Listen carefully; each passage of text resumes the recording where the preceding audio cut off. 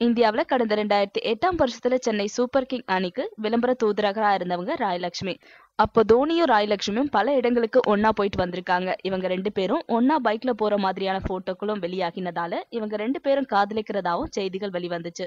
ஆனா அவங்களோட அந்த ரிலேஷன்ஷிப் ரொம்ப நாளைக்கு நீடிக்கல. அதுக்கு பிறகு அது தொடர்பான பல்வேறு வதந்திகள் வந்தாலும் ராயலட்சுமி அது குறித்து எதுவுமே பேசாம இருந்தாங்க. இந்த நிலையில தனியார் நிகழ்ச்சி ஒண்ணுல பங்கேற்ற அவங்க கிட்ட தோனி பத்தி கேட்கப்பட்டது. உடனே ராயலட்சுமி யார் அவர்னு கேட்டதால அங்க இருந்தவங்க எல்லாரும் குழம்பி போயிட்டாங்க. பிறகு அவங்க தான் தோனியை மதிக்கிறதாவும் இப்படிப்பட்ட விஷயங்களை இனி முடிவு கட்டப்பட வேண்டும்னு தெரிவிச்சிருந்தாங்க. தோனி இப்ப திருமணமாகி குடும்ப வாழ்க்கையை தன்னோட குழந்தைங்களோடு மகிழ்ச்சியா நடத்திட்டு வராரு. அதனால இனி தொடர்பு படுத்தி பேசுற விஷயங்களை தவிர்க்க வேண்டும்னு தெரிவிச்சிருந்தாங்க. எங்க 2 பேருக்கும் இடையேயான நட்பு ரொம்ப காலத்திற்கு முந்தையது. சில வேளைகள்ல இது எல்லாத்தையும் கடந்து நகர வேண்டிய தேவை இருக்குன்னு ராயலட்சுமி தெரிவிச்சிருந்தாங்க. Thanks for watching.